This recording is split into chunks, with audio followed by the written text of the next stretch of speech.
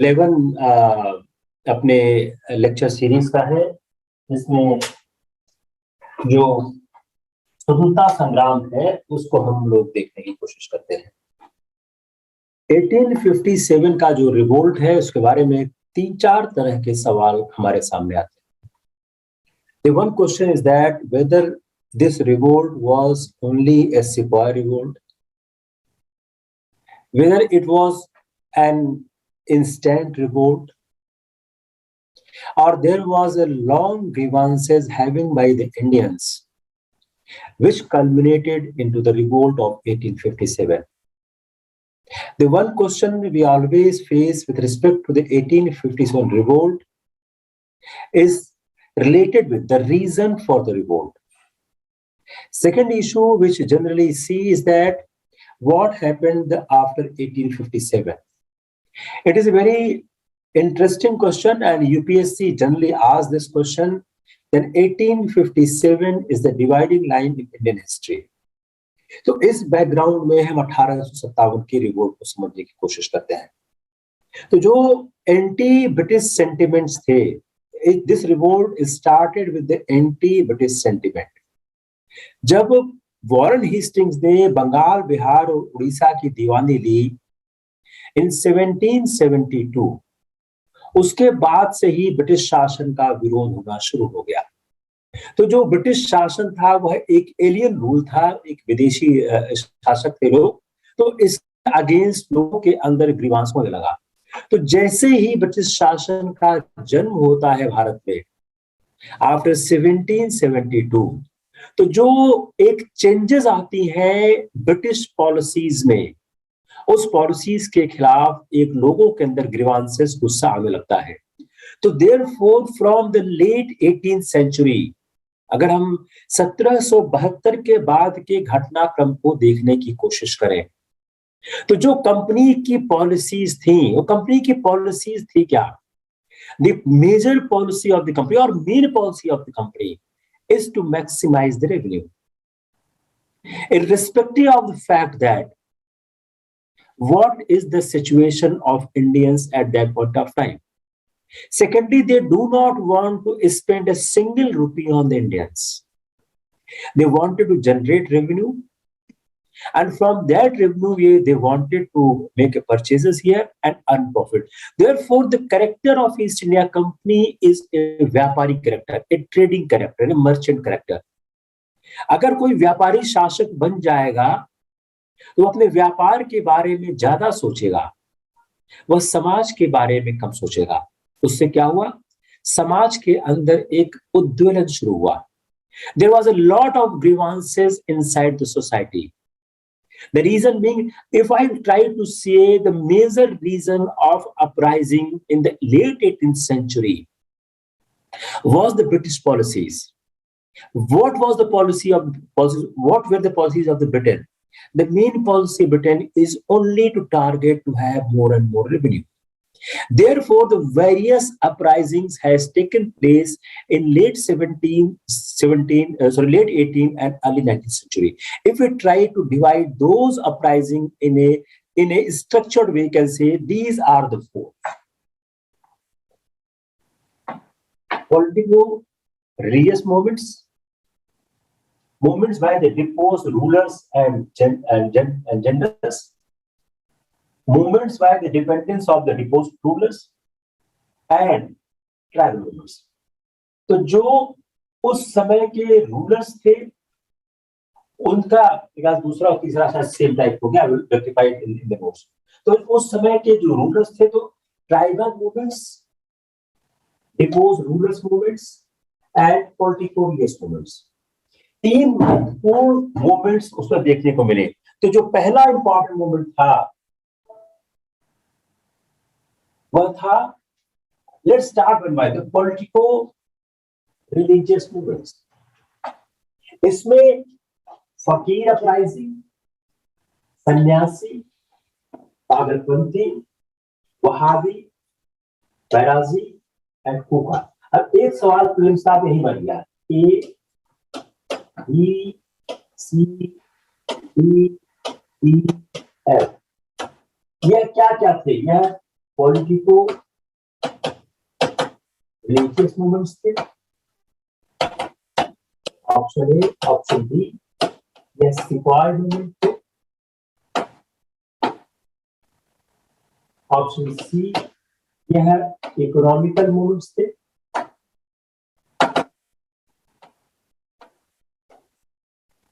Option D यह deposed rulers के movement थे।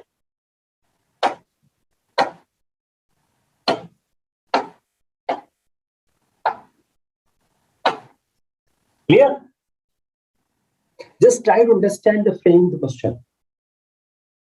सारी कोशिश इस बात को लेकर चल रही है, टेक्स्ट आप खुद भी पढ़ सकते हो, एक जो अच्छा एस्पायरेंट टेक्स्ट खुद भी पढ़ सकता है, उस टेक्स्ट को कैसे क्वेश्चन में कन्वर्ट किया जाए, उसको आंसर बना दिया जाए। That's the only art which you need from us, कि हम ऐसे ही आर्ट को आपको समझाने की कोशिश करें, जो यही आर्ट आपको सफलता की ओर लेके जाएगी। तो क्या हो गया, जो मुख्य कहते हैं, अब इसको आप मीन्स का भी कर लीजिए। Just think how the question will fill a means. Prelims का तो ये हो गया, कैसे मीन्स के लिए होगा। पॉलिटिको रिलीजियस मूवमेंट्स को मीन्स के लिए कैसे करेंगे? हमेशा जो एक कार्य कारण परंपरा है कि कोई भी चीज इस दुनिया में बगैर रीजन के नहीं होती है। तो किसी भी चीज को आप सोचना शुरू करें तो फर्स्ट थिंग यू थिंक कि इसका रीजन क्या है, why there is politico religious movements. Second, what was the character of the movement. Third, what was the outcome of the movement. You try to see in these three segments, you'll find the answer, you'll able to get the question. अब जो इनका ये जो फकीर uprising, अब फकीर क्या थे? यह एक group of wandering religious mendicants थे, घुमक्कड़ धार्मिक लोग। यह घुमक्कड़ धार्मिक लोग थे और वह अटैक करते थे इंग्लिश फैक्ट्रीज पे और उनके सामानों को सीज कर लेते थे।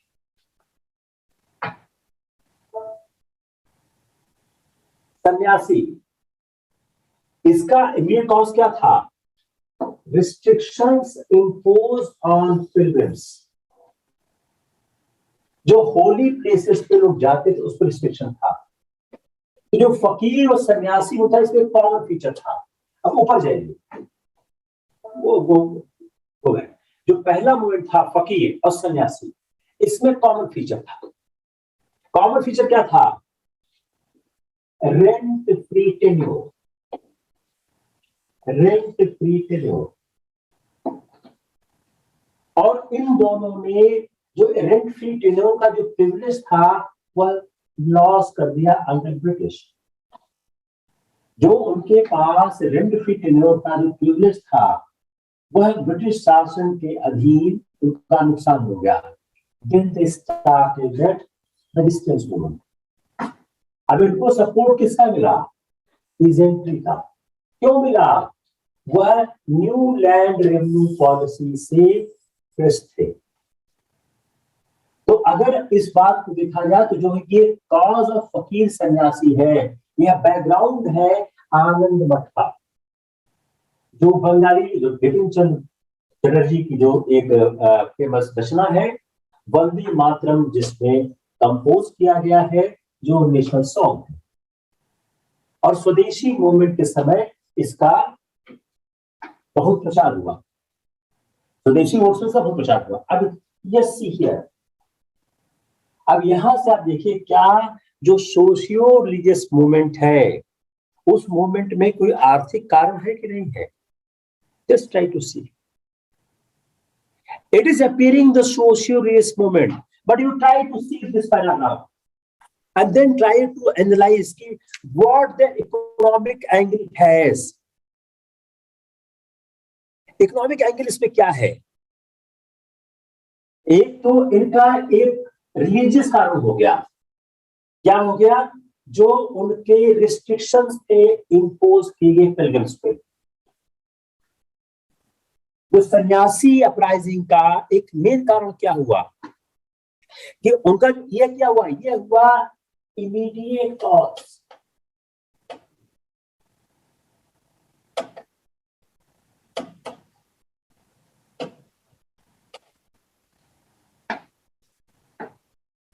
ये क्या हुआ? ये हुआ इमीडिएट कॉज। और उसके बाद क्या कि उन्होंने अंग्रेजों की फैक्ट्रीज को रेड किया और उसमें सामान चीज किए। और जो सन्यासी अपराइजिंग था यह बहुत लंबा चला, second half of the 19th century तक चला। तो जो एक तो इसका अब आते हैं दोनों की कॉमन क्वेश्चन कि अगर दोनों के कॉमन कॉज पे सवाल आएगा तो किस तरह आएगा।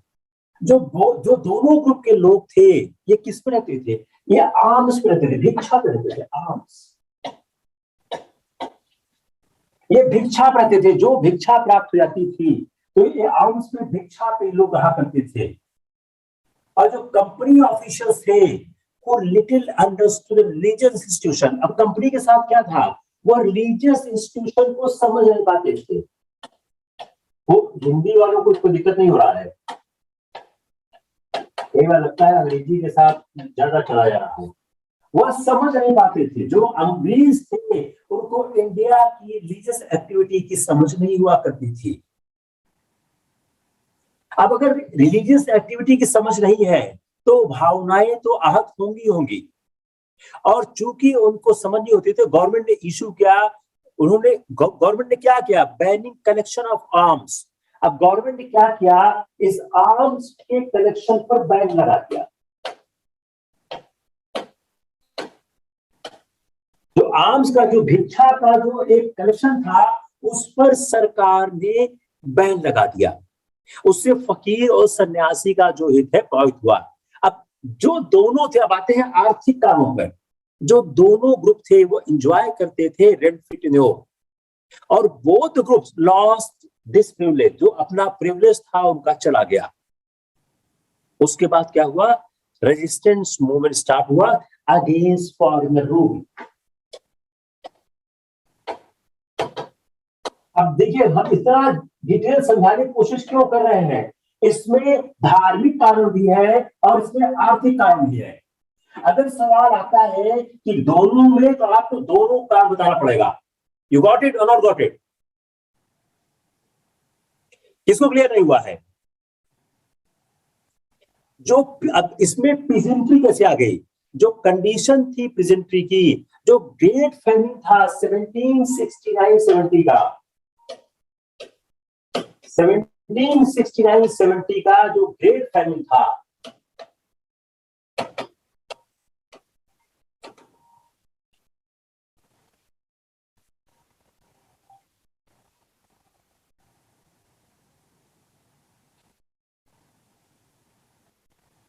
नाउ ट्राई टू अंडरस्टैंड कि पीजेंट्री इसके साथ कैसे आ रही है। 1769-17 का जो एक बहुत बड़ा अकाल पड़ा, ए बाई प्रोडक्ट सिस्टमैटिक लूट ऑफ कंट्री, क्यों पड़ा? ये फैमिन क्यों पड़ा? हम फैमिन कौन सी पढ़ाई कभी, ये क्यों पड़ा?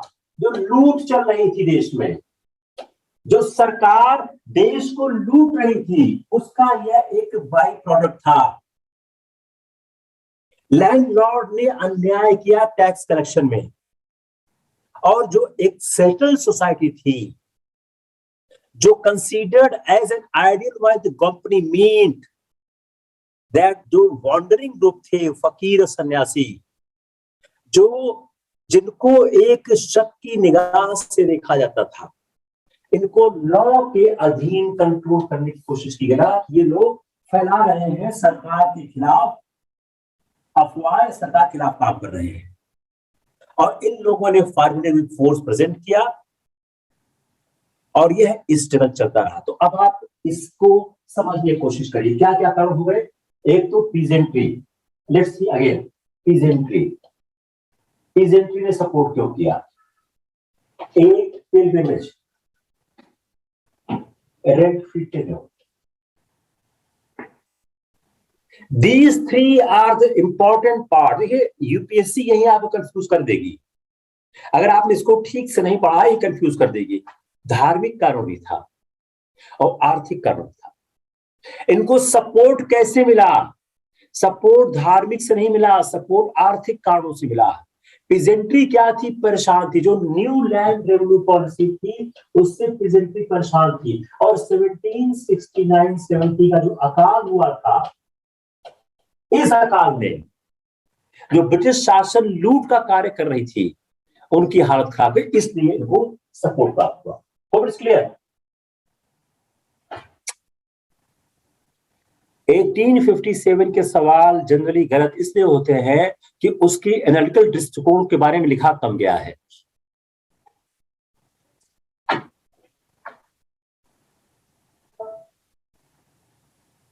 Second, the Wahabi movement. We are trying to travel towards 1857 Wahabi movement. अब वहाबीज़म क्या था? यह एक रिलीजियस रिफॉर्म मूवमेंट था इस्लाम का, और यह अन इस्लामिक प्रैक्टिसेस पर अटैक करता। जो मुस्लिम सोसाइटी में अन इस्लामिक कैरेक्टर उत्पन्न हो रहा था, इसको जल्दी ही पॉलिटिकल सर्च मिला। जो सैयद अहमद राय बरेलवी, वो सर सैयद अहमद से अलग है, राय बरेली के थे ईस्टर्न पीरियड, यह इसकी फाउंडर थे। और इस मूवमेंट ने एक कैरेक्टर प्राप्त किया, क्लास स्ट्रगल का एट सम प्लेसेस, खासकर बंगाल में, जहां पर एक कैंपेन हुआ पीजेंट्स अगेंस्ट द लैंडलॉर्ड्स। इस पर कोई रिलीजियस डिस्टिंक्शन नहीं था।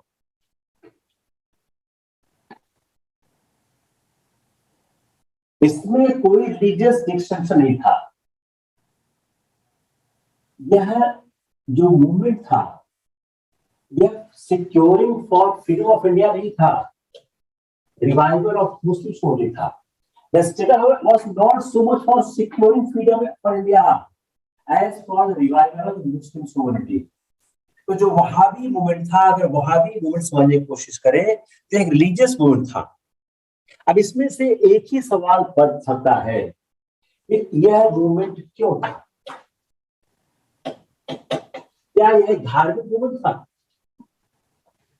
अगर आप इसको देखने की कोशिश करें तो इस मूवमेंट में शुरुआत कैसे हो रही है?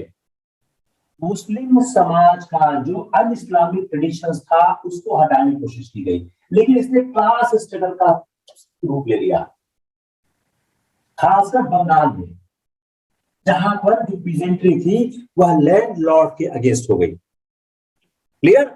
और ये कहा क्या करते थे कि कुरान, ये कहते Quran complete and sole guide to spiritual life. Quran complete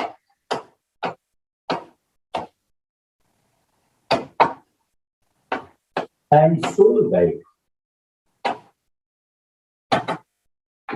to spiritual. दार्शनिक पक्ष था।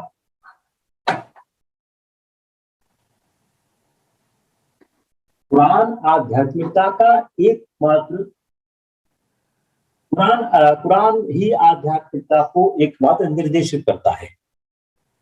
तो कुरान जो है complete and sole guide to spirituality. अब इसको और थोड़ा सा खोलते हैं। Spiritual life and sought to purge all un-Islamic practice from Islam. अब इसी को और करते हैं। स्पिरिचुअल लाइफ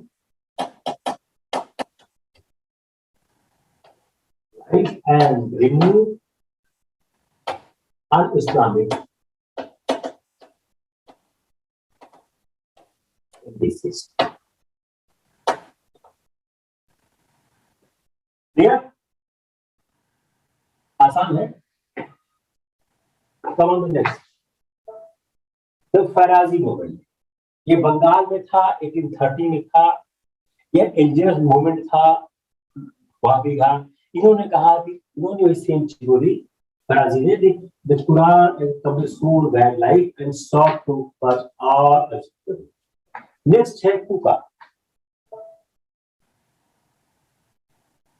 नेक्स्ट है कूका। तो जो फराजी मूवमेंट है यह बहावी का बंगाल चैप्टर का मूवमेंट है। Next Kuka. Kuka movement and Wahabi movement, देखिए वहाबी मूवमेंट का कितना असर आ रहा है। दोनों शुरुआत कैसे होती है, aim of purifying the religion, लेकिन बाद में सब पॉलिटिकल मूवमेंट हुए, common object of driving away the English, Moplah religion.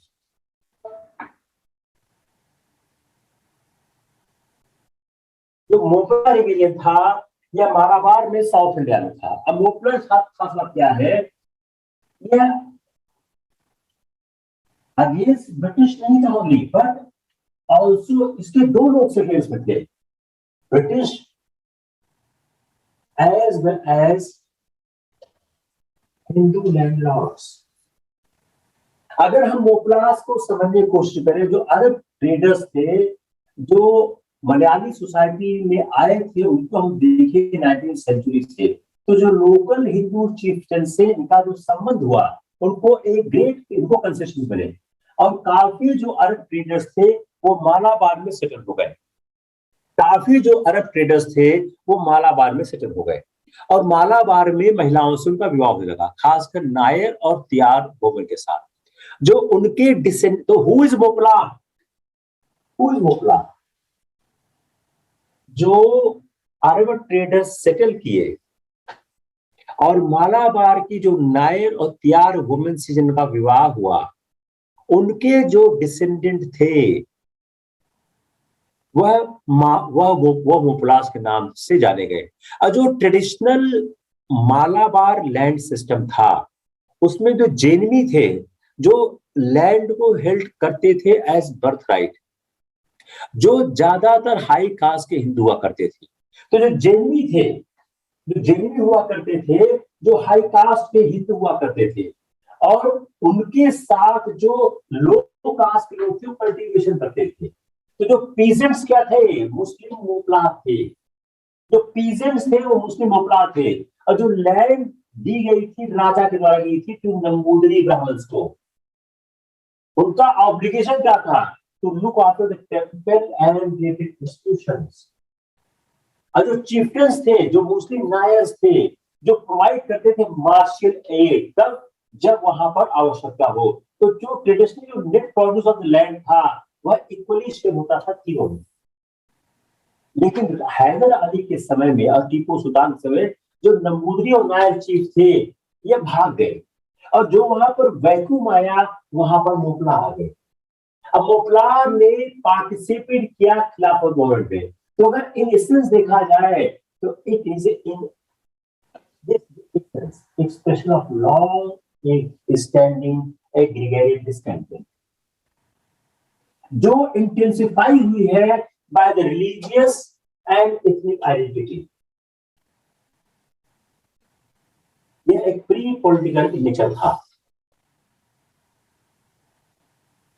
तो मोपला यह पूरा लिखा क्यों गया? मोपला क्या एक धार्मिक आंदोलन था, या मोपला एक एग्रीगेट आंदोलन था? If you understand these issues तो आपको क्लियर हो जाएगा कि मोपला आंदोलन क्या था। डॉक्टर अम्बेडकर का स्टेटमेंट है मोपला आंदोलन में, बड़ा खास बात नहीं है, मैंने पीडीआर नोट्स में आपको हम दे देंगे। अब आए थे ट्राइबल मूवमेंट पे। जो ट्राइबल मूवमेंट थे, ये ट्राइबल मूवमेंट में सवाल मेन से भी आ सकता है। अगर आप अपना सिलेबस देखिए तो एरिया और क्षेत्रवार और जो कहते हैं वर्गवार जो उन्होंने डिस्क्रिप्शन दिया है, यह सवाल बनता है। तो करीब 70 ट्राइबल रिवोल्ट्स थे फ्रॉम 1778 टू 1947। और जो ट्राइबल अपराइजिंग थी, यह ट्राइबल अपराइजिंग हो क्यों रही थी? What is the reason for these tribal uprising? कि उन समयों में जो ट्राइबल्स का जो एक संघर्ष था, वो संघर्ष क्यों हो रहा था? ये बड़ी इंपॉर्टेंट चीज इशू है आपकी हिस्ट्री को लेके। तो reason for the tribal movements, अगर हम ट्राइबल मूवमेंट्स के कॉजेस को देखें,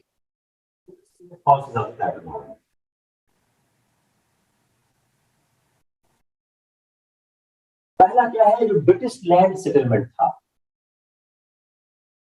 उसमें क्या हो रहा था, tribal traditions of joint ownership of land, socio economic differentiation, जो ट्राइबल सोसाइटी का इगैलिटेरियन स्ट्रक्चर था। तो अगर हम इस बात को देखें कि जो ब्रिटिश शासन के दौरान जो एक नई व्यवस्था का जन्म होता है, the new system which is appearing after the British rule, this new system has started tightening the control over forest zone for the revenue purpose.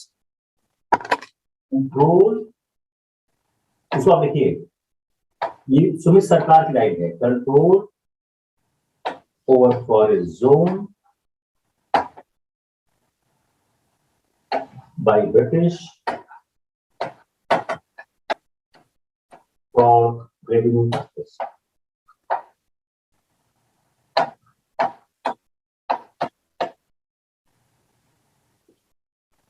तो पहला इशू क्या हुआ, जो नई व्यवस्था उत्पन्न हुई, the new system which came into the existence after the annexation of the Bengal and India. The Britishers tried to have control over the forest zone. Why? For the revenue purposes. जो shifting cultivation था, उस shifting cultivation में क्या होता था, उसमें कोई भी इक्विपमेंट की रिक्वायरमेंट नहीं थी, नो प्लाउ, नो एनिमल, और वह उनके सर्वाइवल के लिए जरूरी था। यह जो शिफ्टिंग कल्टीवेशन था वह बैन कर दिया गया by reserve forest from 1867 onwards.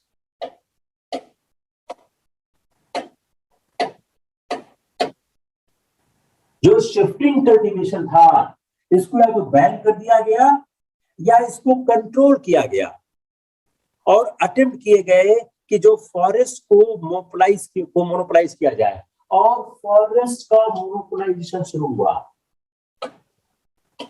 क्यों शुरू हुआ? टिम्बर की जरूरत थी।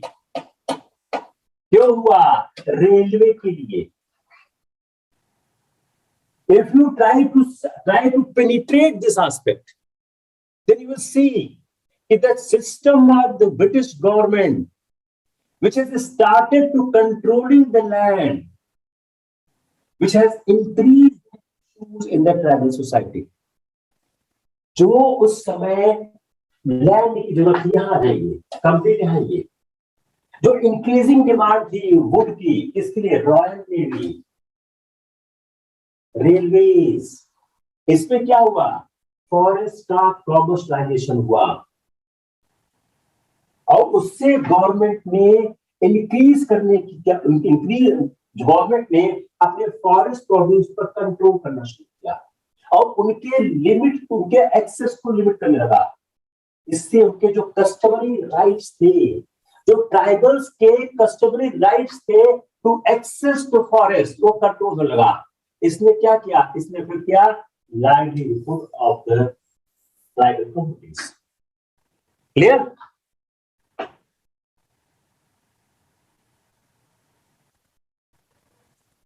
Not clear? तो बीच बोलते जाइए, नहीं सकता ये मोनोलॉग चल रहा है तो समझ आया कि यार, I am trying very hard कि आपको क्लियर हो जाए। Second, Christian missionaries. जो क्रिश्चियन मिशनरीज इंक्लूड कर रही थी, उससे क्या हो रहा था? उससे सोसाइटी में रिएक्शन आ रहा था। फॉरेस्ट डिपार्टमेंट का एस्टेब्लिशमेंट हुआ 1864 में।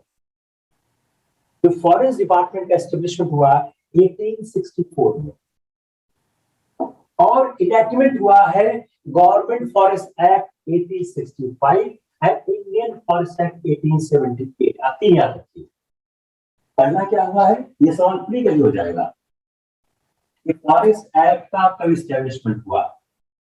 दूसरा सवाल हो सकता है कि फॉरेस्ट एक्ट के इस्टेब्लिशमेंट के समय कौन वायसराय था? 1864 में कौन वायसराय? मैंने पूरी लिस्ट आपको वायसराय की हमने दी हुई है। तो 1864 का जो फॉरेस्ट अमेंडमेंट, जो फॉरेस्ट डिपार्टमेंट बनता है, उसके बाद गवर्नमेंट का फॉरेस्ट एक्ट आता है, गवर्नमेंट ऑफ फॉरेस्ट एक्ट आते हैं, इंडियन फॉरेस्ट एक्ट आता है। इससे क्या होता है, complete government monopoly over Indian forest.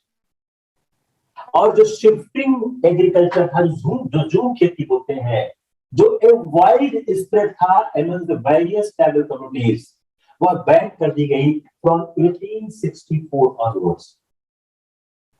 अब रिस्ट्रिक्शंस जो इंपोज किए गए उससे क्या हुआ, जो फैसिलिटीज थी टिम्बर की और ग्रेजिंग की, वो फैसिलिटी चली गई। तो जो गवर्नमेंट का कंट्रोल होने लगा ऑन फॉरेस्ट जोन्स पे, इसने क्या जो फॉरेस्ट की कम्युनिटी थी उसमें अनरेस्ट किया और ट्राइबल इकोनॉमी को डिसलोकेट कर दिया। जब सेटल्ड एग्रीकल्चर शुरू हुआ अंडर द कॉलोनियल रूल, तो इन्फ्लुएंस क्या हुआ, non tribals in the tribal areas. तो जो नॉन ट्राइबल्स ट्राइबल एरियाज जा रहे थे, क्या कर रहे थे, ट्राइब्स को एक्सप्लॉइट कर रहे थे, और गवर्नमेंट ने उनको प्रोटेक्ट करने की कोशिश बिल्कुल है। तब ट्राइब्स ने रिसेंटमेंट किया, तो ट्राइब्स ने रिसेंटमेंट किया, जो जनरल लॉज इंट्रोड्यूस हो रहे थे, जो उनको लगता था उनके व्यक्तिगत पर्सनल लाइफ को कंट्रोल कर रहे हैं, उसको इंक्लूड कर रहे हैं। अब जो most of the tribal movement थे पोस्ट 57, उसमें क्या हो रहा था, उसमें एक लीडरशिप आ रही थी। लीडरशिप क्या थी, उसमें प्रॉफिट और मसीहा का कैरेक्टर था। आप जब बिरसा मुंडा को पढ़ेंगे आपको साफ साफ दिखेगा। और उसके साथ एक एम्फेसिस था इंटरनल सोशियो रिलीजियस चेंजेस का। दूसरा महत्व क्या था, उनका विलेज का कैरेक्टर था। तो जो संथाल रिबेलियन था, संथाल 1855, कारवार 1870s, ये दो इसके एग्जाम्पल थे। अब कुछ ऐसी ट्राइबल अपराइजिंग थी जो took place in reaction of efforts of the landlord to impose taxes. जो कस्टमरी यूज था टिम्बर का और ग्रेजिंग फैसिलिटी का, पुलिस एक्शंस थे, न्यू एक्साइज रेगुलेशंस थे, exploitation by low country traders थे, मनी लेंडर्स थे। तो क्या थे ये एक्सप्लॉइटेशन के अगेंस्ट थे, against exploitation. It was against exploitation. जो rebellion by non frontier tribals थे, ये usually reactions against the outsiders, जो बाहर से आते थे। तो लोकल लैंडलॉर्ड्स रूलर्स थे, द सपोर्ट वो प्रोवाइड करते थे to exploiters by the British administration, और intervention by the life of the tribe. अब ये सवाल किस लिए इसको मेहनत की गई, क्यों इसको बनाया गया, इसके बनाने का कारण यह था कि ब्रिटिश के ट्राइबल्स मूवमेंट का, अब इसको आप प्रीलिम्स में, मेंस में, जिसमें आपको इस्तेमाल करना हो आप इस्तेमाल कर सकते हो। You can use in prelims also, you can use in the mains also. Any confusion? Question क्या बना, अब इस क्वेश्चन को आप एनालिटिकल फॉर्म में लेके आइए। What was the character of the tribal movements?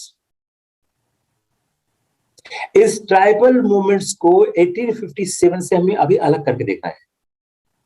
तो what was the character of the tribal movements?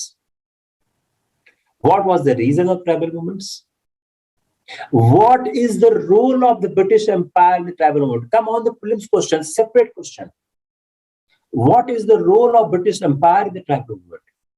How, due to the policies of British Empire, a tribal movement emerges in India? आप बैठ के नवों को रटो।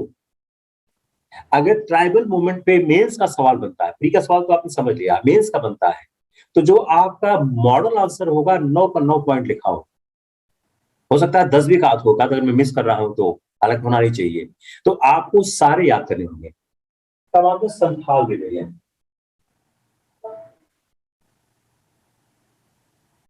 अब संथाल के जब परमानेंट सेटलमेंट बंगाल में आया 1792 में, तो जो संथाल थे वो एम्प्लॉयड थे as labourer with a promise to wages rent free lands. अब उनको फोर्स किया गया टू बिकम एग्रीकल्चरल सर्व्स। जो फर्स्ट रिव्यूअर था वो जो मसीहा कैरेक्टर का था वो 1854 हुआ under Veer Singh सासान Laxmipur. Second Santhal reviewer हुआ है 1855-56 में।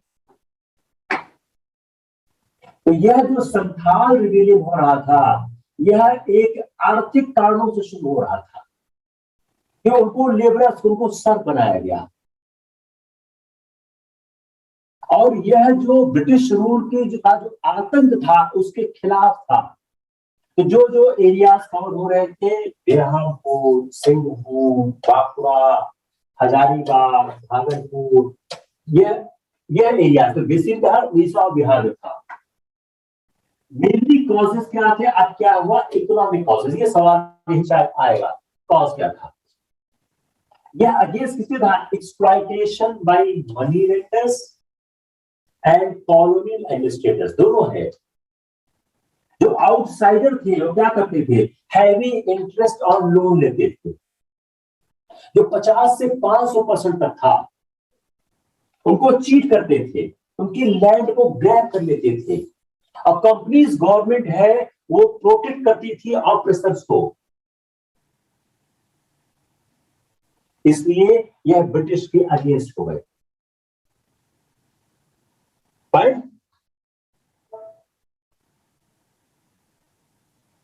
Now come on the event of 1857.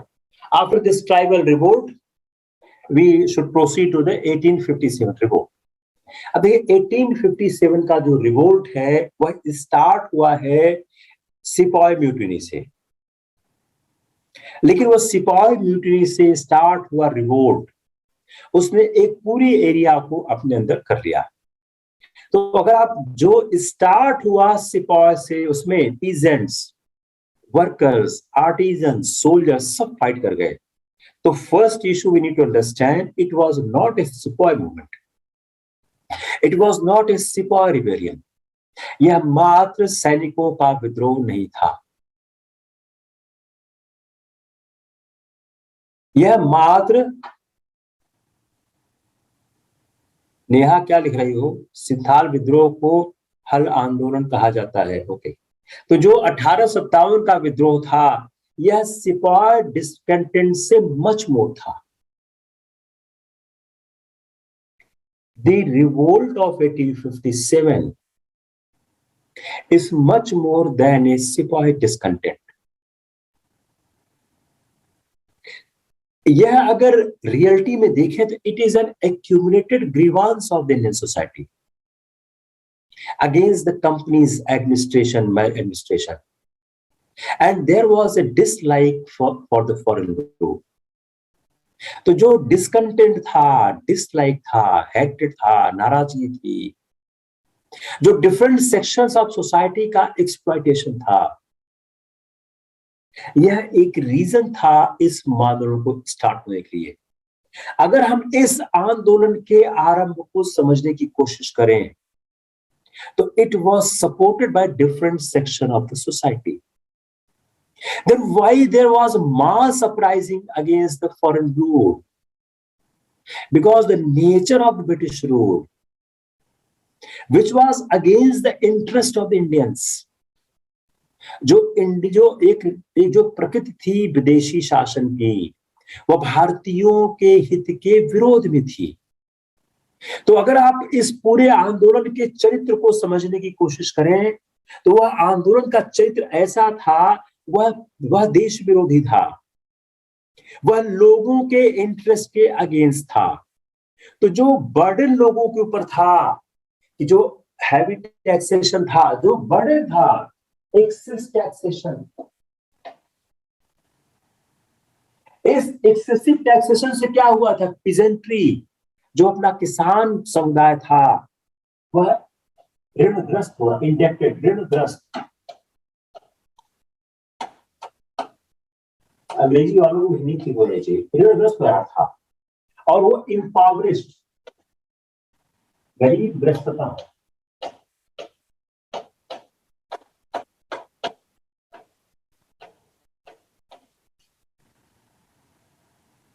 जब कंपनी, अगर हम कंपनी के कैरेक्टर को फ्रॉम बंगाल, बिहार, उड़ीसा की दीवानी के प्राप्त होने से देखने की कोशिश करें, they have only one interest, to have more and more revenues. Besides this, they have no interest. So if they want to exploit the resources without having any concern with the masses, then it's a natural quandary that masses will dislike those rules. तो जो rule था उसको masses dislike कर रहे थे. जो settlement किया गया था, जो किया जा रहा था, उसमें क्या था? लैंड के रिसोर्सेज का इस्तेमाल किया जा रहा था. तो यह इस बात को रियलाइज नहीं कर पा रहे थे कि जो सडन हमें इंक्रीज कर रहे हैं टैक्सेशन में,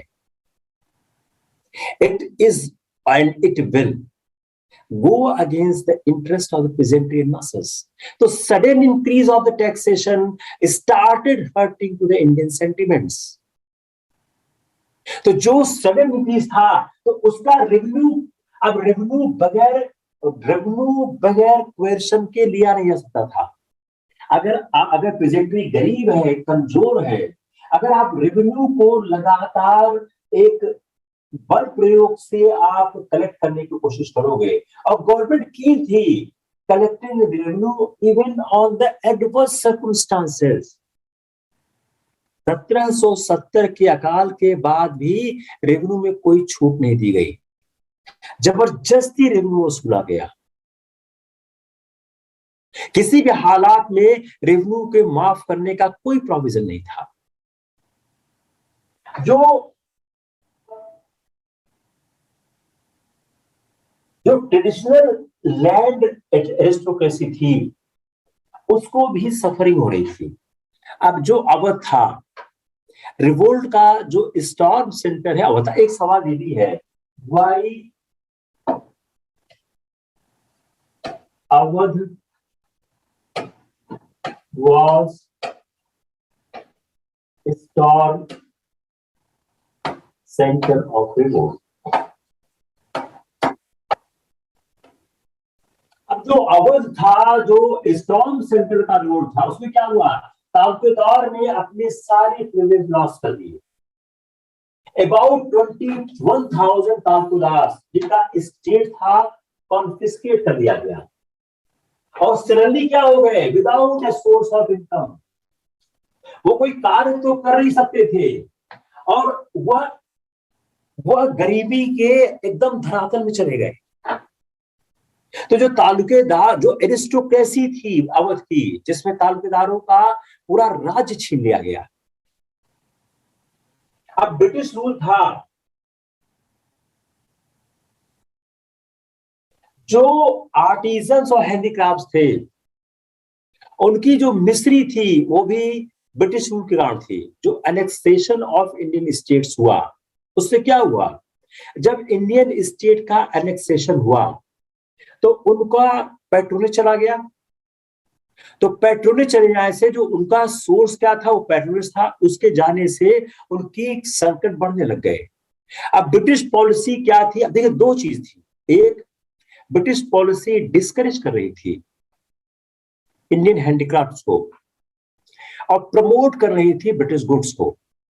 तो जो हाईली स्किल्ड इंडियन क्राफ्ट्समैन थे वह अपने सोर्स ऑफ रेवेन्यू से डिप्राइव हो रहे थे, और उनको इस बात के लिए बाध्य किया जा रहा था, या बाध्य हो रहे थे कि अल्टरनेट एम्प्लॉयमेंट को सर्च करें. लेकिन अल्टरनेट एम्प्लॉयमेंट था ही नहीं. व्हाई? क्योंकि जो डिस्ट्रक्शन हुआ इंडियन इंडस्ट्री का, इंडियन हैंडीक्राफ्ट्स का, उसके साथ कोई अल्टरनेट मॉडर्न इंडस्ट्री का विकास नहीं हुआ. Just try to understand this basic link कि जो एरिस्टोक्रेसी थी, उस एरिस्टोक्रेसी का समापन हुआ जब एनेक्सेशन हुआ इंडियन स्टेट्स का. उस एनेक्सेशन से जो पैट्रोनेज था वह उनका चला गया. And on the same time, the Britishers wanted to promote the foreign goods. तो सोर्स ऑफ एम्प्लॉयमेंट चला गया. अब सोर्स ऑफ एम्प्लॉयमेंट चला गया तो दूसरा कोई एम्प्लॉयमेंट नहीं था. तो इंडियन हैंडीक्राफ्ट्स को आपने डिस्ट्रॉय कर दिया। अब मॉडर्न इंडस्ट्री का विकास नहीं हुआ, तो जो पूरा हैंडीक्राफ्ट्स थे वो पूरे के पूरे हैंडीक्राफ्ट फिनिश हो गए। जो रिफॉर्मिस्ट जील था, जो रिफॉर्मिस्ट जील था ब्रिटिश ऑफिस का, यूटिलिटेरियन ने उसने क्या उस अराउज किया, सस्पेशन किया। जो ऑर्थोडॉक्स हिंदू मुस्लिम थे, जो सोशल लेजिस्लेशन हो रहा था, जो ब्रिटिश पॉलिसी में सोशल लेजिस्लेशन हो रहा था, उससे लगा उनका कल्चर और रिलीजन डिस्ट्रॉय किया जा रहा है। उनको लगा कि वो जो लेजिस्लेशन हो रहा है यह मिशनरीज को मदद करने के लिए किया जा रहा है, और जो इकोनॉमिक एक्सप्लॉयटेशन था, अगर हम सबसे पॉपुलर और मोस्ट इंपॉर्टेंट काज को देखें तो इकोनॉमिक एक्सप्लॉयटेशन था और complete destruction of Indian traditional economic fabric, impoverishment of vast mass of the peasants, artisans and handicrafts. Traditional जमींदार और चीफ्स कंपनी के पॉलिसी का अफेक्टेड हो रहे थे। Disasters economic impact of British rule, जो ब्रिटिश रूल का इकोनॉमिक इंपैक्ट था उसका डिजास्टर्स इंपैक्ट आ रहा था। जो जनरल कॉजेस थे, अगर हम जनरल कॉजेस को देखें तो जनरल कॉजेस क्या थे? जो लैंड रेवेन्यू पॉलिसीज थी और जो system of law and administration था। इसने क्या किया? इसने large number of peasant properties को लॉस कर दिया और लैंड्स क्या हो गए? ट्रेड होंगी, मनी लेंडर्स हाथ चली गई और वह डेट में आ गई। तो जो ब्रिटिश लैंड रेवेन्यू पॉलिसी थी, उस पॉलिसी ने और जो सिस्टम ऑफ लॉ था उसने पीजेंट्री को भूमि विहीन कर दिया। वो जमीन कहां चली गई? वह जमीन चली गई मनी लेंडर्स के हाथ में, और जितनी पीजेंट्री थी, जो किसान थे, वो कहां आ गए? डेट में आ गए। और जो कॉम्प्लेक्स जुडिशियल सिस्टम था उसने रिच को एनेबल किया to operate the poor. Growing जो पॉवर्टी थी पीपुल को, वो डेस्परेट कर रही थी to join a general revolt होगा improving that law। अपनी सिचुएशन को इंप्रूव करने के लिए वह उसमें शामिल होने की कोशिश कर रहे थे। अब मिडिल और अपर क्लास जो इंडियन सोसाइटी का था वह क्यों साथ आ रहा था? खासकर नॉर्थ इंडिया में वह हार्ड हिट हुए थे। जो वेल पेड पोस्ट थी एडमिनिस्ट्रेशन की, उससे उनको बाहर रखा जा रहा था। हर वर्ग का इसमें हित था। तो जो मिडिल और अपर क्लास सोसाइटी का था, खासकर नॉर्थ इंडिया में, उसको जो हायर पोस्ट थी उसको बाहर रखा जा रहा था, उससे उसकी नाराजगी थी। जो ग्रेजुअल डिस्प्लेसमेंट इंडियन स्टेट्स का था, उनको क्या किया था? जो इंडियन स्टेट का ग्रेजुअल डिसअपीयरेंस था, और डिप्राइव बाय इंडियन को जो एम्प्लॉयड थे in this high administrative post. जो इंडियन स्टेट का समापन हुआ, उससे जो लोग उस स्टेट के एडमिनिस्ट्रेशन जुडिशियल वर्ग में थे उनका नुकसान हो गया, उसके बाहर हो गए। और इन रूलर्स के डिस्प्लेसमेंट से हुआ क्या? इस हुआ क्या? उससे जो उस स्टेट पर लोग डिपेंडेंट थे वह गरीबी में चले गए। क्यों? उनका सारा का सारा शो चला गया। उसमें कौन थे? रिलीजियस प्रीचर्स, पंडित्स, मौलवीज, जिनका पूरा फ्यूचर थ्रेटेड था, क्योंकि वह उन राज्यों में अपनी रोजगार प्राप्त करते थे। उन्होंने इंपॉर्टेंट रोल किया फॉरेन रोल। अब जो फॉरेन लिस्ट था, जो ब्रिटिश एम्पायर का जो एक विदेशी चरित्र था, British empire was remained foreigner. They have no social political link with the country. They were perpetual foreigner. कोई कम्युनिकेशन ऐसा नहीं था कि कोई एक लिंक डेवलप हो इंडियन में और फॉरेनर्स में। वह सोशली मिक्सअप भी नहीं करते थे। अपर इवन ये अपर क्लास से भी मिक्सअप नहीं करते थे। उसी समय जब इस तरह की परिस्थितियां बन रही थी, ब्रिटिश आर्मी सफर कर गई अफगान वॉर में 1830-42 में, पंजाब वॉर में 1845-49 में, क्रीमिया वॉर में 1854-56 में, और 1855-56 में जो संथाल ट्राइबल्समैन थे उन्होंने एक पॉपुलर अपराइजिंग की और ब्रिटिश रूल को अपने एरिया से खत्म कर दिया। कहा कहते हैं हल और कुल्हाड़ी के सहारे ब्रिटिश एरिया से। इससे क्या हुआ, श्वेत नस्लवाद की जो अजेता का विश्वास था वो समाप्त होने लगा। The Britishers are invincible. They cannot be beaten. इसके कारण क्या हुआ कि एक लोगों में विश्वास होने लग गया। तो ब्रिटिश साम्राज्य की अजेता का जो मानचित्र था वो फिर से लगा।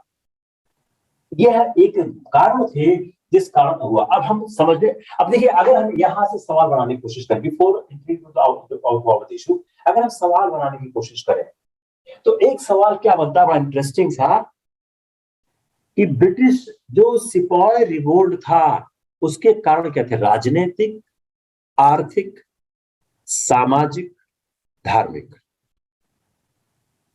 अगर हम इस पूरे टॉक को समझने की कोशिश करें जो तकरीबन हम 10-15 मिनट चलाया है, तो it indicates only for the economic exploitation mainly. Therefore, the main issue of the British in the revolt of 1857 was with respect to the economic exploitation of the country. अगर एक पर निशान लगाना होगा इसी पर निशान लगेगा। For means you have got enough material to write कि 1857 के रिवोल्ट के कारण क्या थे। Now let's go for the next part. अब जो अवध का एनेक्सेशन था, अवध के एनेक्सेशन ने किस तरह से रिवोल्ट की पृष्ठभूमि तैयार की, जमीन तैयार की। How the annexation of Awadh was important issue to understand the revolt of 1857। जो 1856 में जो लॉर्ड डलहौजी की पॉलिसी थी, उस पॉलिसी में अवध को जो एनेक्स किया गया, तो एनेक्शन अवध जो लॉर्ड गया वाइडली, ये इंडिया में वाइडली रिजेक्ट हुआ। अब डलहौजी का एक्शन क्या था, डलहौजी के एक्शन ने कंपनी के सिपाहियों को पैसे नाराज किया। How the annexation of Awadh has influenced the सिपाहीज of company. The reason being, जो उस समय कंपनी के सिपाही थे ज्यादातर अवध से आते थे। अब चूंकि उस समय ऑल इंडिया फीलिंग नहीं थी और एक मॉडर्न नेशनलिज्म का कॉन्सेप्ट विकसित नहीं हुआ था, इसलिए इस कारण से उस समय की परिस्थितियों में जो सिपाही थे वो हेल्प करते थे ब्रिटिश को एक राज्य से दूसरे राज्य के खिलाफ। because the sentiments of the people was only with their own area, they do not have the sentiments for all India। उनके पास जो रीजनल, जो एक पैट्रिज्म था वो लोकल था, रीजनल था, और वह अपने होमलैंड के बियॉन्ड को समझ नहीं पाते थे। तो यह एक फॉरेनर्स के लिए एक इंपॉर्टेंट स्टेप था। डॉक्ट्रिन ऑफ लैप्स अवध में नहीं लगाई गई थी, मैं पहले बता चुका हूं। अवध में डॉक्ट्रिन ऑफ लैप्स नहीं लगाई गई थी, अवध में मैल एडमिनिस्ट्रेशन लगाया गया था। आई थॉट मिस्टर क्या नाम है रमाकांत, आप शायद क्लास में नहीं रहे हो कुछ दिन। देखिए कई, अगर आप रेगुलर क्लास नहीं करोगे बहुत सी स्मॉल चीज मिस करोगे। अब आप लिख रहे हो डॉक्ट्रिन ऑफ लैप्स, इसका अवध से कोई रिलेशन नहीं। तो जो अवध था, जो उस समय पैट्रियोटिज्म था वो रीजनल था और होमलैंड के बियॉन्ड नहीं जाया करते थे। अब जो अनेक्सेशन ऑफ अवध था उससे क्या हुआ, इसने सिपाहीज के फर्ज को अफेक्ट किया। कैसे किया, जब अवध को एनेक्स किया गया तो टैक्सेशन बढ़ाए गए, तो हायर टैक्सेस आ गए। तो जो अवध के सिपाही थे अपने फैमिली को सपोर्ट करते थे, तो उनको हायर टैक्सेशन पे करना पड़ गया। थिंक फॉर मिनट, कैसे अवध का एनेक्सेशन 1857 के रिवोल्ट में एक इंपॉर्टेंट रोल प्ले करता है। तो एक इशू क्या है कि उस समय की जो परिस्थितियां थी, ऑल इंडिया नेशनलिज्म नहीं हुआ करता था, लोगों का पैट्रियोटिज्म, जो पैट्रियोटिक फीलिंग थी, रीजनल हुआ करती थी।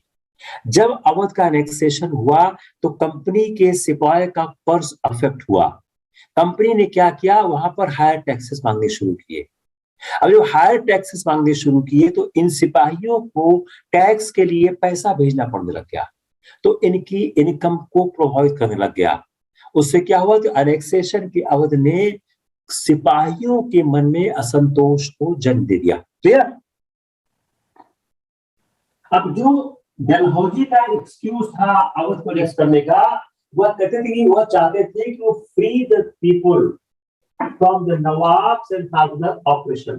तो वेल एडमिनिस्ट्रेशन के नाम पे क्या, लेकिन प्रैक्टिस हुआ क्या, उन्होंने अवध को एनेक्स किया with a promise that they will free the people from the Nawabs and Talukedas oppression. But in practice, people got no relief. Indeed, they have to pay higher land revenue, additional taxes on articles of food, houses, pennies, opium, and justice. और the rest of India में peasant और old जमींदार जो थे began to lose their land to new जमींदार and moneylenders.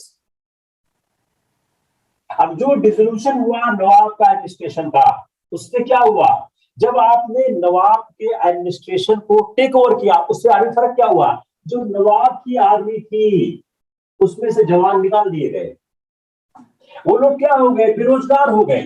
तो जो नवाब के एडमिनिस्ट्रेशन की आर्मी थे, ऑफिशियल थे, वो बेरोजगार हो गए, और उनकी बेरोजगारी से क्या हुआ, वह अनएम्प्लॉयमेंट आ गया। तो हर पीजेंट का होम, हर किसान का घर क्या हो गया, अनएम्प्लॉयड हो गया। मर्चेंट्स, शॉपकीपर्स, हैंडीक्राफ्ट, जिसको अवध का कोर्ट, अवध का नवाब का जो जो कहते हैं राजघराना था, जो प्रोटेक्ट करता था, उनकी सारी की सारी इनकम और सोर्स चला गया। तो जो एनेक्सेशन ऑफ अवध था और जो अदर एनेक्सेशन किया डलहौजी ने, इसने एक पैनिक क्रिएट कर दिया नेटिव रूलर्स पे। और they now discovered that their most, जो उनकी लॉयल्टी थी ब्रिटिश के साथ, ब्रिटिश के जो लॉयल थे उनको भी नहीं छोड़ा उन्होंने। तो ब्रिटिश की लॉयल्टी से कोई फायदा नहीं, जो ब्रिटिश की ग्रीन फॉर टेरिटरी है वह किसी भी तरह समाप्त नहीं हो सकती है।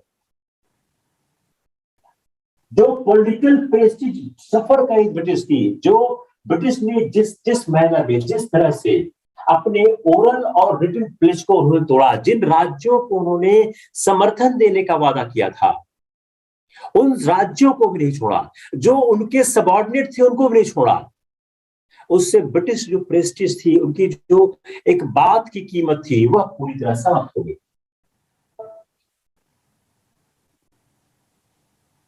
अब नाना साहब, जो बाजीराव द्वितीय के जो वंशज थे, उनको उन्होंने पेंशन देने से इनकार कर दिया।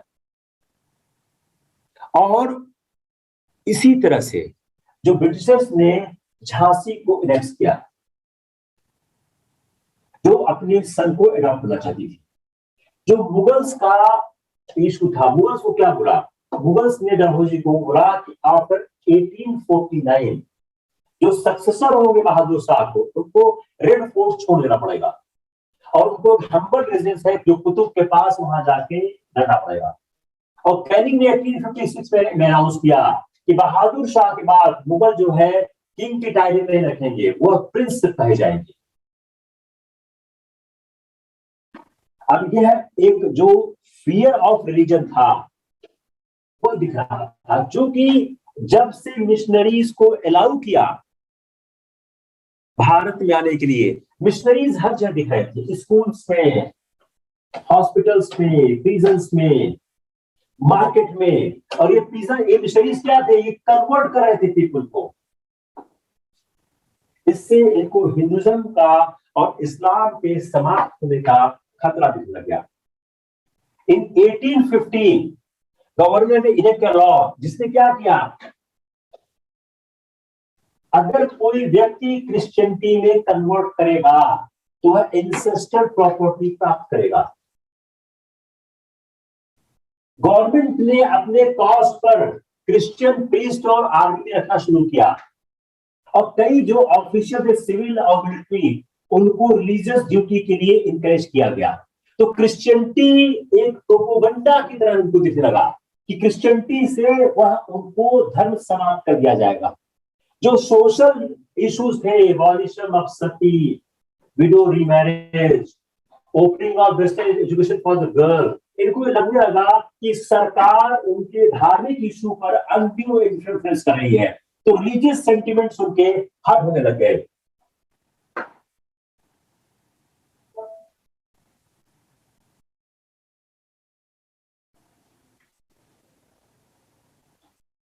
अब जो आर्थिक कारण हम लोग देखें कि जो उनके नजदीकी के लोग अगर किसी तरह से आर्थिक रूप से प्रभावित हो रहे थे, तो उससे हर आदमी अपना प्रभाव फील कर रहा था। तो जो जनरल वीव थी कि ब्रिटिश इंटरफियर कर रहे हैं रिलीजियस में, और जो religion and plus destruction of economic consequences, यह दो महत्वपूर्ण चीजें उनको दिखने लगी। जो मिलिट्री अथॉरिटीज ने जो उनको बोला कि वह पहन नहीं सकते हैं, उनको फॉरवर्ड किया, कंट्रोल किया कि आप जो अपनी जाति और अपने समाज का मार्क्स नहीं कर सकते। बियर्ड और टर्बन्स पे उन्होंने इशू खड़े करने शुरू किए, और 1856 में एक एक्ट पास किया गया, every new recruit to serve even overseas, बाहर जाना होगा।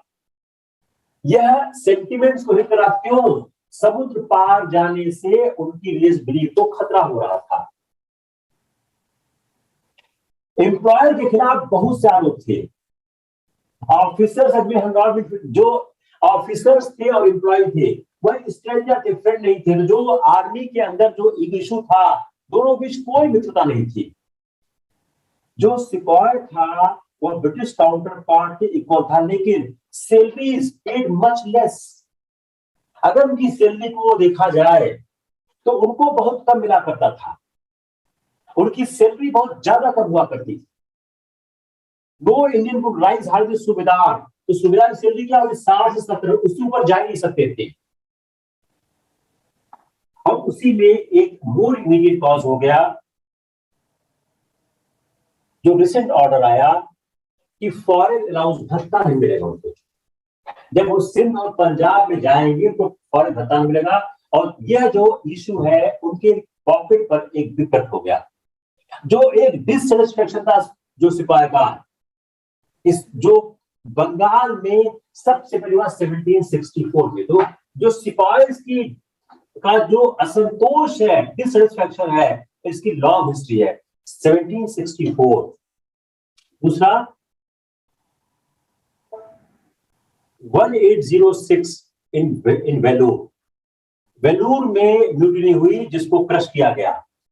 अब इसमें क्या था, इसमें new weapons, new methods in form के वो इंट्रोड्यूस किए गए, वह बहुत डिफिकल्ट हो रहे थे। जो एक वेल्लूर के सिपाही के इशू में था क्या कि जो एक वेल एस्टेब्लिश सिस्टम था ओल्ड लाइफ का लॉन्ग टाइम से, उसमें जो इंट्रोडक्शन हुआ है न्यू यूनिफॉर्म का, टर्बन का, dissembling European hats, wearing earrings and caste mark prohibit किए गए, और सिपाही का जो शेव करे अपने चिन्ह को, ट्रिम करे मस्टिस को, यह पॉपुलर बिलीफ था क्रिश्चियनिटी का। यह एक बिलीफ ऐसा था जो बहुत ज्यादा उनको हट कर रहा था।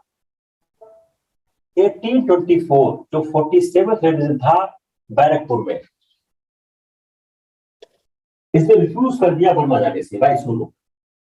दूसरा 1844 जो बटालियंस थी रिवोल्ट की, क्वेश्चन ऑफ सैलरीज एंड भत्ता।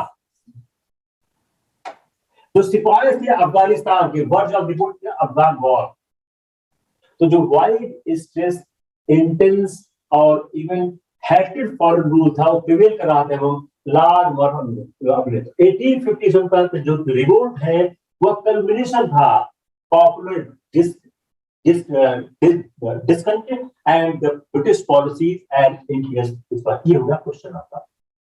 The revolt of 1857 came as the culmination of popular discontent with British policies and imperialistic exploitation. 1857 का विद्रोह ब्रिटिश नीतियों के विरुद्ध असंतोष और औपनिवेशिक शोषण का एक परिणाम थे. I have tried to solve this question clearly.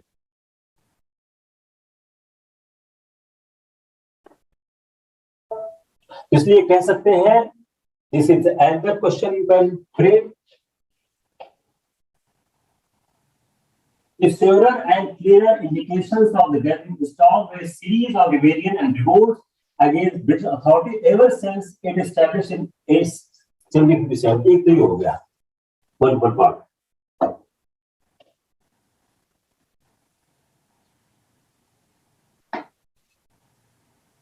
इस पार्ट्स को आप एक्सपेंड करिए. अब इसको हम एक्सपेंड करते हैं. Surer and clearer indications of the gathering storm were a series of rebellions and revolts against British authority ever since its established India in 1757. अब इसको आगे करते हैं. Please elaborate the various. देखिए, please elaborate the various revolts prior to 1857 and what was the important causes for the revolt of 1857. अब 1757 से 1850 जो revolt थे उसमें कई रिवोल्ट थे. अब इसमें आपको याद तो वो करना होगा. कच्छ, कोल, संथाल. जो कच्छ रिवोल्ट था वह एंडर फॉर्म था 1816 to the 34. कोल ट्राइबल्समैन थे छोटा नागपुर के. तो ब्रिटिश अथॉरिटी के आने के पहले अब जो थाउजेंड्स ऑफ कोल्स थे क्या थे, अगर आप देखें तो प्राइमरी इकोनॉमिक रीजंस हुआ करते थे. अगर आप पूरे इसको अंडरस्टैंड करने की कोशिश करें तो आप पाएंगे कि majority was the economic reason.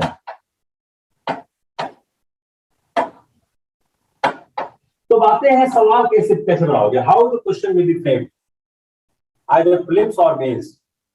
Question आप कैसे बनाने की कोशिश करें. वो क्वेश्चन बनाते समय आप जब भी बनाए आप ध्यान दें कैसे क्वेश्चंस इकोनॉमिक कंसीडरेशन से बनाए जा सकते हैं.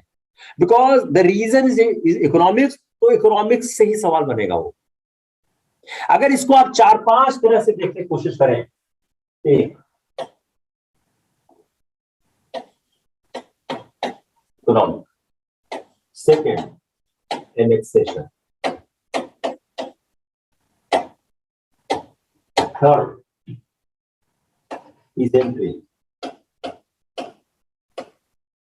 Fourth, craftsman. Fifth, aristocracy. Sixth, king, Nawab, Alpira. Seven, missionaries. 8, so on. Which one? Right? Tell me. Any point I missed? Think? I don't think any point I missed. अगर कोई miss हुआ तब जरूर बताइए. कौन है? कुछ मिस हो रहा है? नहीं हो रहा है. कुछ हो रहा है.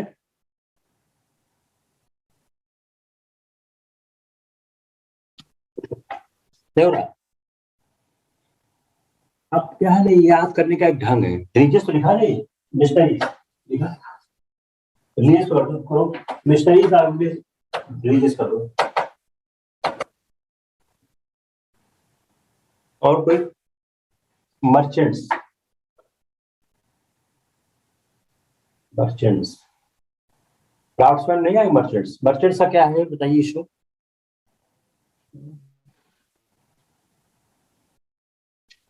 Economy oblique land revenue policy, इसको क्या लिखते हैं? याद करने का ढंग है, हाउ यू रिमेंबर। अगर आपने अपनी कॉपी के बैक में या 8 पॉइंट लिख दिए तो आपसे मिस नहीं होगा फिर। तो कभी सवाल शुरू करने के लिए, before starting to attempt any question, you write down certainly सारा आर्ट क्या है, आपकी राइटिंग स्पीड कितनी अच्छी है। मेरा सारा सजेशन उसी एस्पायरेंट पे काम कर पाएगा जिसकी राइटिंग स्पीड अच्छी है। आपको सब कुछ आता है। अगर आप 3500 वर्ड्स 3 घंटे में नहीं लिख सकते हो तो इस एग्जाम को देने का कोई फायदा नहीं। तो पहले आप कोशिश करो कि आपके पास यह स्पीड डेवलप हो। इस स्पीड को लगातार डेवलप करने की कोशिश करो। इमेजिन सिचुएशन, आपको सब आता है, एग्जामिनर को कैसे पता होगा, वो तो कॉपी देखेगा ना। तो यू हैव टू डेवलप। अगर 3 चीज आपको नहीं आती है तो इस एग्जाम को देना बंद कर दीजिए। पहला, वर्केबल इंग्लिश।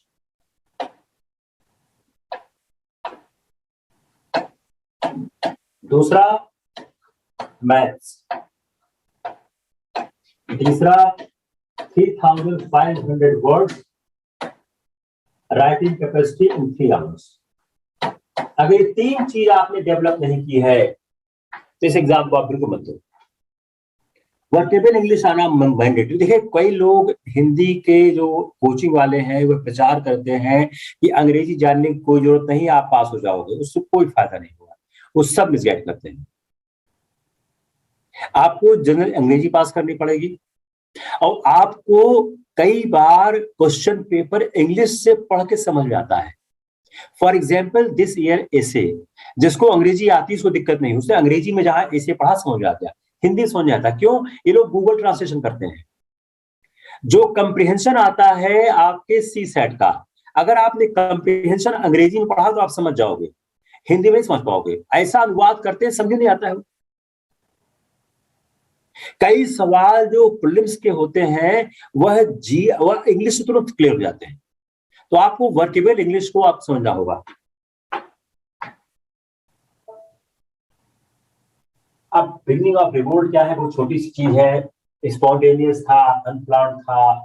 ये मेरठ में स्टार्ट हुआ 10th में 1987 को। उसके पहले ही मंगल पांडे बैरकपुर में शहीद हो चुके थे 29 मार्च 1857 को। उसके पहले जो 3rd इन्फेंट्री थी उसने कहते हैं थर्ड जो नेटिव कैवलरी थी उसने रिफ्यूज कर दिया था ग्रीस कार्टेज को एक्सेप्ट करने से। जो पॉपुलर कैरेक्टर था रिवोल्ट का, वो आल्सो बिकेम, जब ब्रिटिश ने इसको क्रश करना चाहा।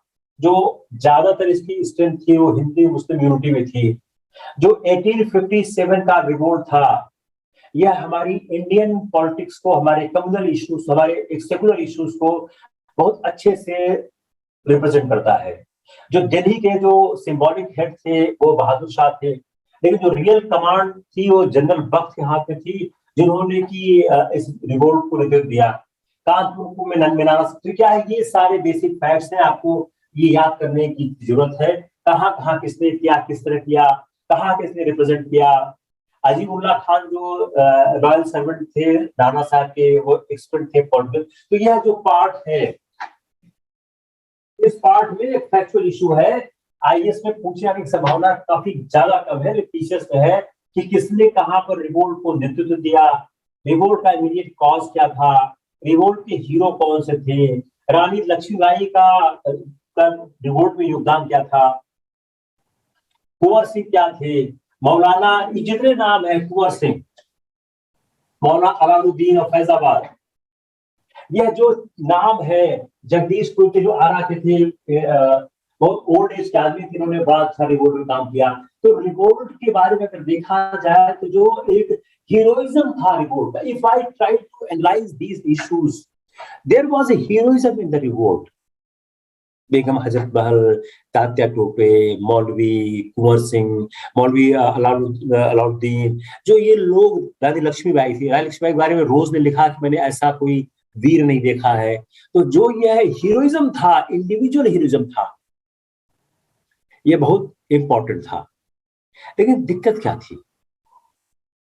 यह जो रिवोल्ट था, यह ना तो इंटायर कंट्री को अपने साथ लेके चल सका और न ही इंडियन सोसाइटी के सारे क्लास को। जो ज्यादातर रूलर्स थे इंडियन स्टेट्स के और बिग जमींदार के, वह अंग्रेजों के साथ थे। कई ऐसे थे जो कई बार अपने उन्होंने साइड को स्विच किया, कभी वो इंडियन के साथ थे, कभी ब्रिटिश के साथ हो गए।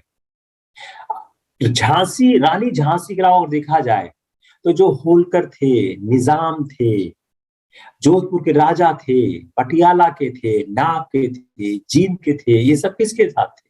ये सब अंग्रेजों के साथ थे। तो जो रिवोल्ट का एक बड़ा रीजन था, वह रिवोल्ट के अगेंस्ट चला गया। जो एक्सेप्ट जो डिसकंटेंट जमींदार थे, ज्यादातर जो मिडिल और अपर क्लासेस था, वो क्या था? वह रिवोल्ट का क्रिमिनल था। तो जो बिग तालुकेदार थे, जमींदार थे, उन लोगों ने रिवोल्ट का साथ नहीं दिया। One of the reason for failure of the revolt is revolt पूरे हिंदुस्तान में नहीं फैला, रिवोल्ट को सारे वर्गों का सहयोग नहीं मिला, रिवोल्ट को मेजॉरिटी राजाओं तालुकेदारों का सहयोग नहीं मिला। जो मनी लेंडर्स थे, वो चीफ टारगेट थे रिवोल्ट करने वाले के थे, इसलिए वो नेचुरली हॉस्टाइल हो गए रिवोल्ट के। लेकिन जो मर्चेंट्स थे, जो जो जो उससे क्या, मर्चेंट्स भी अनफ्रेंडली होने लग गए। जो रिबेल्स थे वो हैवी टैक्सेशन लगाने लग गए। क्यों? उनको पैसा चाहिए था। तो इस कारणों से रिवोल्ट के अगेंस्ट एक सोसाइटी का बड़ा पार्ट हो गया। जो बंगाल के जमींदार थे, वह अंत तक अंग्रेजों के लॉयल बने रहे। तो रिवोल्ट के साथ एक वीकनेस देखी जाए तो जो रिवोल्ट का एक बड़ा कैरेक्टर क्या था कि एक सोसाइटी के बहु लोग रिवोल्ट के अगेंस्ट थे। जो मॉडर्न एजुकेटेड क्लास था, वह रिवोल्ट के साथ नहीं था। लेकिन जो रिवोल्यूशनरी थे 1857 के, वो मोर फार साइटेड, उनको ज्यादा समझ थी फॉरेन रूल के इविल को समझने की। वो चाहते थे फॉरेन रूल से इंडिया को मुक्ति मिले, लेकिन वह यह समझ नहीं पाए। They did not realize, as did the educated intelligence of the country, their country had fallen prey to foreigner. Why? उसका कारण क्या था? चूंकि एक रॉटन ओल्ड कस्टम था, ट्रेडिशंस था, इंस्टीट्यूशन था, और वह जो रिवोल्ट करने वाले लोग थे, वह इस बात को समझने में असफल हो गए कि जो नेशनल सॉल्वेशन है, यह वापस जाने में नहीं है, यह फ्यूडल मोनार्की में वापस जाने में नहीं है, बल्कि एक मॉडर्न सोसाइटी की तरफ बढ़ने में है। तो जो एक मॉडर्न इकोनॉमी है, जो साइंटिफिक एजुकेशन है, मॉडर्न पॉलिटिकल जो सिस्टम है, इंस्टीट्यूशन है, उसको समझ पाने में असफल हो गए। तो जो एक रिवोल्ट की असफलता का कारण क्या था? एक, वह सारे वर्गों को साथ में लेकर नहीं चल सका। साउथ इंडिया रिवोल्ट से तकरीबन बाहर रहा। बंगाल के जमींदार विरोधी रहे, एजुकेटेड क्लास विरोधी रहा, ज्यादातर तालुकेदार विरोधी रहे, मनी लेंडर विरोधी रहे। तो 1857 के रिवोल्ट का पहला कारण क्या था? They were not able to take all the classes of society together. Second, यह विदेशी शासन की प्रकृति को तो समझ सके, लेकिन यह नहीं समझ सके कि राज सत्ता में वापस जाने से फायदा नहीं होगा। they are unable to understand, we need to look forward। वो आधुनिक कॉन्सेप्ट को, आधुनिक विचारधारा को समझने में असफल रहे। मॉडर्न सोसाइटी, साइंटिफिक लोग, साइंटिफिक एजुकेशन को वो नहीं समझ सके। तो जो रिवोल्ट का सारा सिस्टम था, वह रिवोल्ट के सारे सिस्टम में वह किसी मॉडर्न आउटलुक को शामिल नहीं कर सके। लेकिन 1858 के बाद ये दिखा, एक पावरफुल मॉडर्न नेशनल मूवमेंट विकसित हुआ। और जब एक पावरफुल मॉडर्न जो मूवमेंट बना, वह इसलिए बना हम मॉडर्न अप्रोच को समझ सके। तो one of the concluding part of the fellow of the report, first, not able to have all the sections of the society together. Second, they were unable to understand the modern outlook.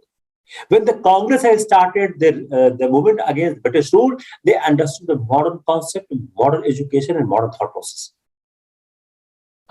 अब ये क्या, दूसरा क्या था, उनके पास संसाधन नहीं थे, ये हो गया थर्ड पॉइंट, उनके पास संसाधन नहीं था, उनके पास वेपन्स नहीं थे, वो लोग बहुत ही ट्रेडिशनल ढंग से वॉर कर रहे थे। क्या कर सकते हैं, उनके पास संसाधन नहीं थे, संसाधन नहीं थे, they have no resources, no resources. दूसरा डिसिप्लिन नहीं था, they have no discipline, they were ill discipline, वो आपस में ही लड़ जाते थे, उनके पास आपस में किसी भी तरह का सामंजस्य बनाने की क्षमता नहीं थी, और इनके पास एक ऑल इंडिया फीलिंग नहीं थी। वो किस बात से मिले हुए थे, only the common hatred against the British rule. Uprising different country में हो रही थी, लेकिन उनको कोई कोऑर्डिनेशन नहीं था, वो सिर्फ एक बात से आपस में जुड़े हुए थे, the common feeling against the British rule. लेकिन उनको यह पता नहीं था कि एक बार ब्रिटिश पावर को हम फेंक देंगे, उसके बाद करेंगे क्या। उनके पास एक एक्शन की यूनिटी इवॉल्व करने का कोई रास्ता नहीं, उनको पता ही था, इस बात की कोई समझ नहीं थी कि कैसे हम इस सत्ता को हटाने के बाद दूसरी सत्ता ले आएंगे। उनकी आपस में जेलसी थी, आपस में लड़ाई करते थे, संघर्ष करते थे। वो एग्जाम्पल देते हैं कि ना, जो बेगम ऑफ अवध है, मौलवी अहमदुल्लाह, इनके भी संघर्ष हो गया, तो आपस में संघर्ष लगातार हो रहा था। तो जो इंटायर मूवमेंट था, अगर इसको हम देखें तो इंटायर मूवमेंट ये लैक करता था यूनिफाइड फॉरवर्ड लुकिंग प्रोग्राम। अब देखिए इसको नाम करिए, यूनिफाइड फॉरवर्ड लुकिंग प्रोग्राम, पहला पॉइंट। दूसरा, डाइवर्स एलिमेंट्स, डाइवर्स एलिमेंट्स कैसे, diverse element united, why, only hatred of British rule. लेकिन उनके ग्रीवांसेस अलग अलग थे, absence of modern and progressive thoughts program. जो प्रिंसेस थे, जमींदार थे, उन जो साथ आ भी रहे थे, उनके पास भी कोई मॉडर्न और प्रोग्रेसिव प्रोग्राम नहीं था। अब चूंकि ये फ्यूडल, ये क्या, ये फ्यूडल लीडर्स थे, मुगल्स थे, मराठास थे, ये फेल हो चुके थे। यह जो फ्यूडल लॉर्ड्स थे, जो इस समय साथ आ रहे थे, ये पहले ही ब्रिटिश से हार चुके थे, फेल हो चुके थे, ये अपने किंगडम को बचाने में फेल हो चुके थे। तो इनसे यह एक्सपेक्ट करना थोड़ा मुश्किल था कि अब वह नए, यह ऑल इंडिया स्टेट को फॉर्म कर देंगे। मुगल, मराठा, फ्यूडल लॉर्ड्स, ये पहले अंग्रेजों से हार चुके थे, इनको हराकर अंग्रेज सत्ता में आए हुए थे। तो it is very difficult to believe that ये ऑल इंडिया स्टेट फॉर्म कर सकेंगे। तो जो फ्यूडल कैरेक्टर था रिवोल्ट का, फ्यूडल कैरेक्टर ऑफ रिवोल्ट, इसको इसके जरूर किया था, जरूरत था, लेकिन ग्रेजुअली जो सोल्जर्स थे, पीपल थे, वह एक डिफरेंट टाइप की लीडरशिप को बिल्डअप करने लगे थे। और जो इनका एफर्ट था make revolt success was compelling the create type of organisation. तो अगर इसको हम दो पार्ट में बांट के देखें, एक कमी का पार्ट, दूसरा जो फ्यूडल कैरेक्टर ऑफ जो रिवोल्ट को हम स्ट्रेस करते हैं, इसको हम समझने की कोशिश करें, तो जो सैनिक थे, उनकी जो देशभक्ति थी, वो नए टाइप का सिस्टम इवॉल्व कर रहे थे, इसी कारण रिवोल्ट सक्सेसफुल हो सका। लक्ष्मीबाई, तात्या टोपे, ये एक नई टाइप का सिस्टम इवॉल्व कर रहे थे जो देशभक्ति पे आधारित था, और वह ब्रिटिश शासन को हटाना चाहता था। लैक ऑफ यूनिटी इंडियंस, यह अनअवॉइडेबल था स्टेटमेंट, क्योंकि अब तक आई नहीं थी। मॉडर्न नेशनलिज्म हमको पता नहीं था। पैट्रियटिज्म का मीन्स क्या था, एक एरिया में, सिंपल एरिया में हम करते थे। 1857 ने लेकिन एक रिवोल्ट, एक इंपॉर्टेंट रोल प्ले किया, ब्रिंगिंग पीपल टुगेदर। जो 1947 में भारत आजाद हुआ, उसका प्रेरणा स्रोत क्या था, 1857। Still today we swear by the 1857 revolt, तो 1857 रिवोल्ट का जो सबसे बड़ा पॉइंट था, उसने भारतीयों को एक साथ लाने की कोशिश किया और consciousness of belonging to one country, उसके बाद था ही नहीं। इस रिवोल्ट ने एक अगली ब्लो दिया जब उन्होंने 20 सितंबर 1857 को, ये डेट रखिएगा, दिल्ली को कब्जा किया। एक बहुत महत्वपूर्ण चीज है, इस रिवोल्ट ने दिल्ली को कैप्चर कर लिया और for some time British empire जो है वह एग्जिस्ट नहीं कर रहा था। रंगून में उनको भेजा गया, 1862 में उनकी डेथ हुई। जॉन लॉरेंस, अब कौन कौन इंपॉर्टेंट थे British side? John Lawrence, Outram, Havelock, Neill, Campbell, Rose, ये कुछ इंपॉर्टेंट ब्रिटिश कमांडर्स थे जिन्होंने इस रिवोल्ट को कंट्रोल करने की कोशिश की। नाना साहब कानपुर में हार गए, बाद में वो भाग गए, नेपाल चले गए। तात्या टोपे जंगल चले गए, बाद में उनको किसी ने सरेंडर कर दिया।